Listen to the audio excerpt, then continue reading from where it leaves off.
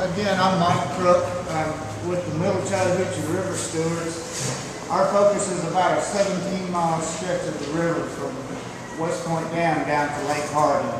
We're a small grassroots group, but we're trying to work with a lot of people to establish a really important concept trail over in our region.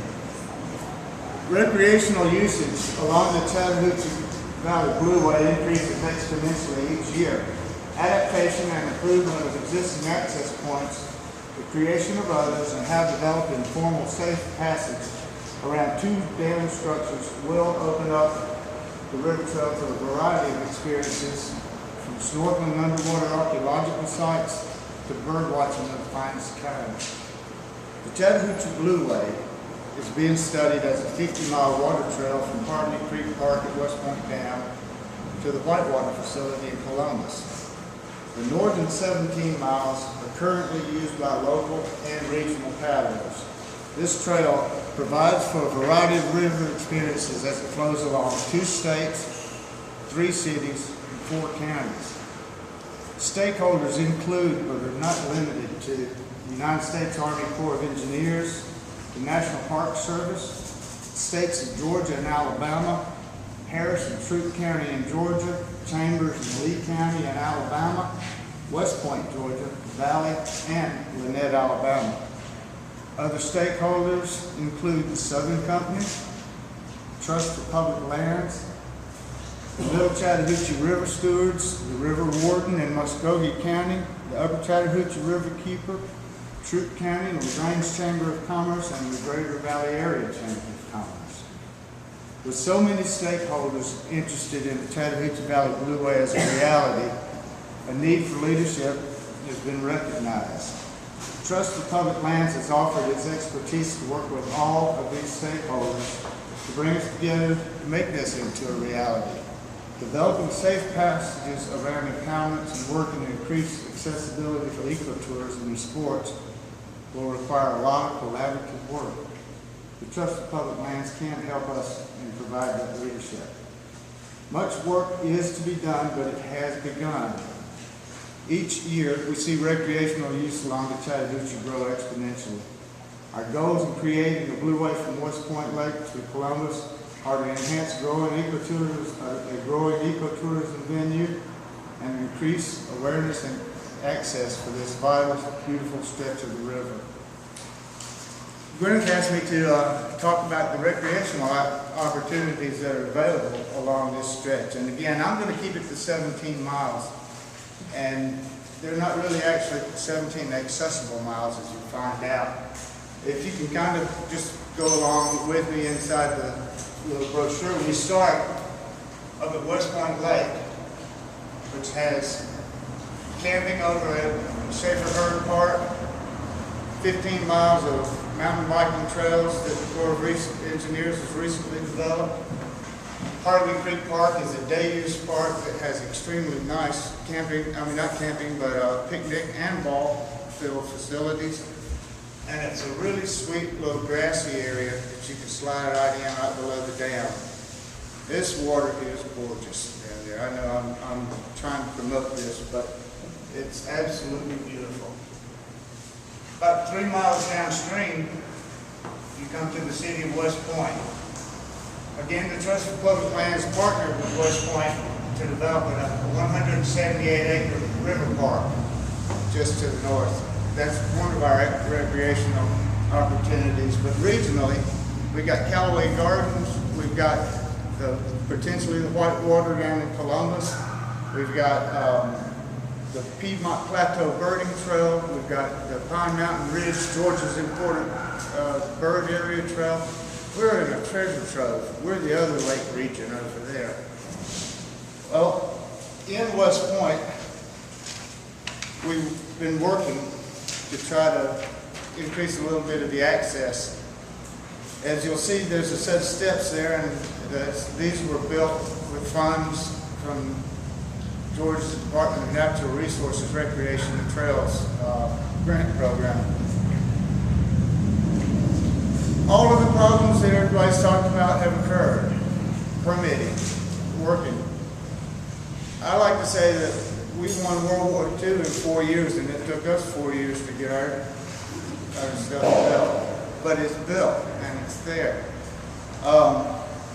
Dave, you're talking about every problem with when we were building these steps, and my company had the opportunity to do this. We got 2 steps high, and then the water started rising.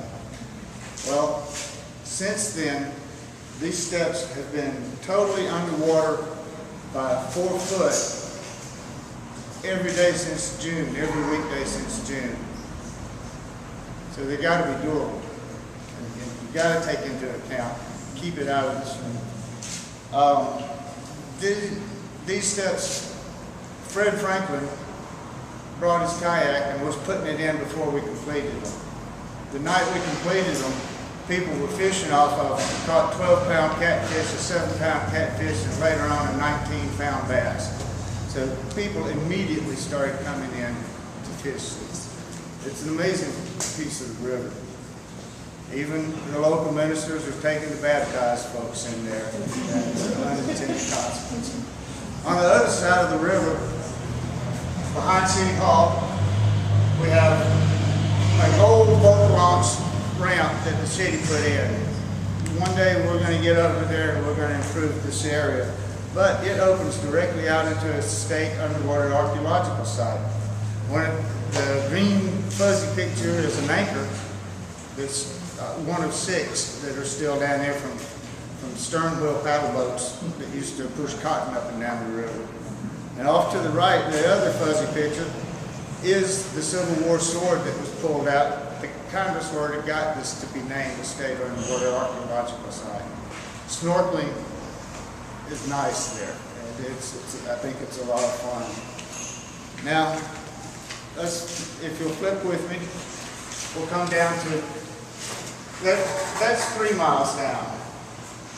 Most people take a day trip from West Point down at this point, and they get out at the next exit, which would be the City of Valley Charlotte boat route.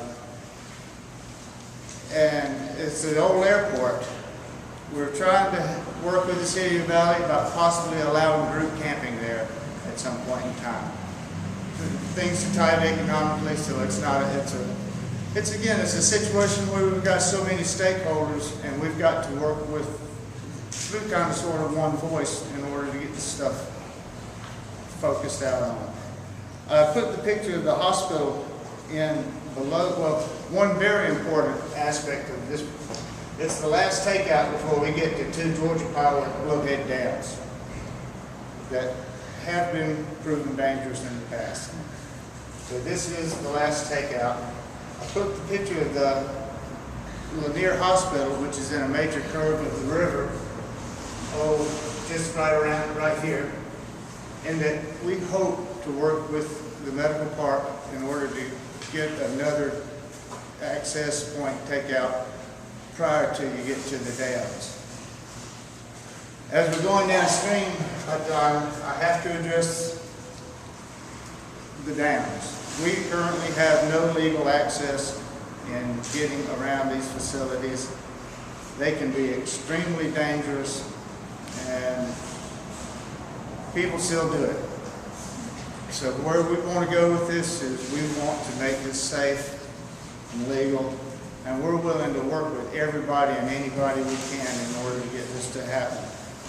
But again, it opens up down below. And this is just another quick run around. Corps of Engineers, City of West Point, Alabama Fish and Wildlife, City of Valley. Now again, City of Valley. There's a lot of people who have put money and effort into making this river accessible. So I think there's a lot of good vibes going on. Below the dam opens out into the Crow Islands, which by the name, a croak and hop doesn't even have to fly from one island to the next. Eagle's Nest, Gar, it's just incredibly beautiful. Y'all got to get down there and see it sometime. Right now, the Chattahoochee Riverkeeper is taking a trip, and that's where they're heading on down. With these obstacles, we can't tell people to go around them now, and it's a major stumbling block for us. Again, people are using this, but you would not believe how important it will be to open these areas up. It's the connector to bring us on down to Lake Harding, which is another Georgia Power Park, Blanton Creek Park, that does allow camping.